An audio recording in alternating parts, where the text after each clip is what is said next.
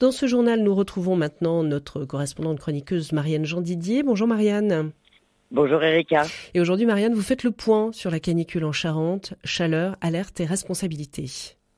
Et oui Erika, nous avons observé 38 degrés en Charente ce week-end.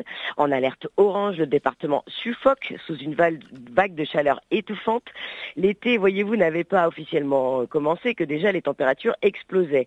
Ce n'est plus une exception, c'est une nouvelle norme. Et face à cette réalité climatique, il devient urgent de comprendre, de s'adapter et de se protéger. Alors en effet, tout va très vite et s'accélère d'année en année, Marianne, pour ce qui est de l'élévation ou l'augmentation des températures. Et oui, Erika, si l'on remonte quelques décennies en arrière, ce genre de température en juin était rare. Aujourd'hui, elle se banalise. En Nouvelle-Aquitaine, la température moyenne annuelle a déjà grimpé de 1,4 degrés entre 1959 et 2016. Cette fin juin, on atteint 32 à 33 degrés en moyenne, soit plus 2 degrés par rapport aux normales saisonnières. Et les records ne sont pas si lointains.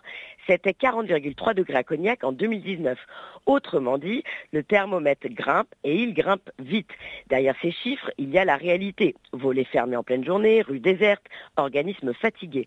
Pour certains, ce sont comme des vacances sous le soleil, mais pour d'autres, un danger bien concret.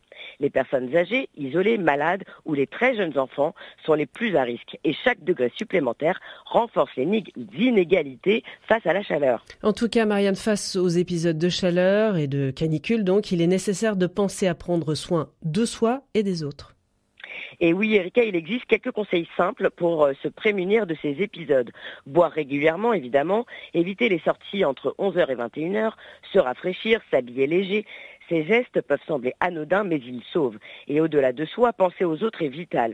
Passer voir un voisin isolé, proposer un peu de fraîcheur à un proche, c'est aussi faire sa part dans cette nouvelle ère de vigilance climatique.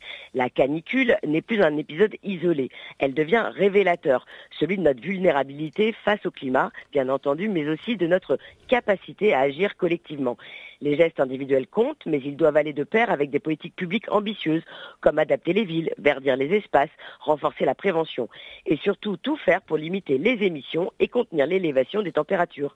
En Charente comme ailleurs, il est temps de répondre à la chaleur avec lucidité, responsabilité et solidarité. Merci beaucoup à vous, Marianne Jean-Didier. On vous retrouve évidemment la semaine prochaine.